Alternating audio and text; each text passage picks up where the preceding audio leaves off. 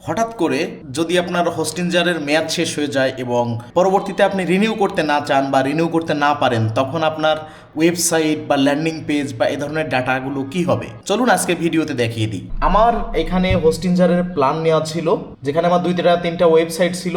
সেই দুইটা তিনটা ওয়েবসাইট এবং ল্যান্ডিং পেজ, এখানে আরও অনেকগুলো দেখেন, এখানে দেখতে পাচ্ছেন। এগুলো মেয়াদ শেষ, রিনিউ করার মেয়াদ শেষ। এই যে ফেব্রুয়ারির 8 তারিখে এগুলো রিনিউ করার মেয়াদ শেষ হয়ে যাবে। আমি আজকে এখান থেকে এর ব্যাকআপ ফাইলগুলো ডাউনলোড করে নিব। এখন দেখেন যে রিনিউ করতে গেলে আমাকে দাবি করতেছে যে এখানে যদি আমি রিনিউ করতে যাই, কত ডলার, $143 এখানে আসতেছে ইয়ারলি। আমার 1 বছর মেয়াদ শেষ, সেক্ষেত্রে এখন রিনিউ করতে গেলে আমার $143.88 দেওয়া লাগবে। সেক্ষেত্রে আমি রিনিউ করব না, আমি কি করব, নতুন একটা প্ল্যান নিব। নতুন প্ল্যান নিতে গেলে আমি ডিসকাউন্ট দিয়ে ওভারঅল $50 থেকে $60 ভিতরে আমি নিতে পারতেছি এই সেম প্ল্যান। তার মানে 1 বছর হোস্টিঞ্জার চালানোর পর পরবর্তীতে যে যখন আমি এটা রিনিউ করতে যাব, তখন কিন্তু আমাকে একটা বড় অঙ্কের একটা চার্জ করবে।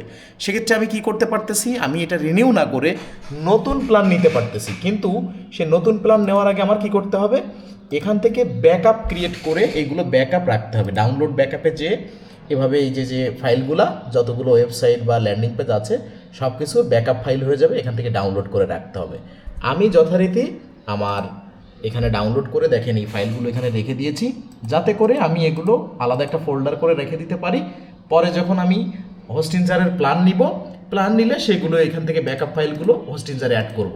আগে যে ওয়েবসাইট ছিল সেই ওয়েবসাইট বা ল্যান্ডিং পেজ সব কিছু কিন্তু লাইভ হয়ে যাবে। চাইলে আপনারা হোস্টিঞ্জারের ইয়ারলি প্ল্যান রিনিউ না করে এভাবে এটা করতে পারেন। তাহলে যেখানে $150 মতো প্রায় আপনার 1 বছর পর চার্জ করবে, প্রতি বছর এভাবে আপনারা রিনিউ না করে প্রতি বছর নতুন কোনো প্ল্যান নিয়ে প্রতিনিয়ত কোনো না কোনো অফার, ভালো অফার থাকে হোস্টিঞ্জারে। কাজেই এটা প্রতি বছর রিনিউ না করে আপনারা ঠিক আমার মতো করে প্রতি বছর নতুন একটা প্ল্যান নিতে পারেন। আর ব্যাকআপ ফাইলগুলো ইয়ার এন্ডে নতুন যে প্ল্যান নেবেন সেখানে ব্যাকআপ ফাইলগুলো অ্যাড করে নেবেন। 3 ভাগের 1 ভাগ টাকায় আপনার প্রতি বছর রিনিউ করাও হয়ে যাবে।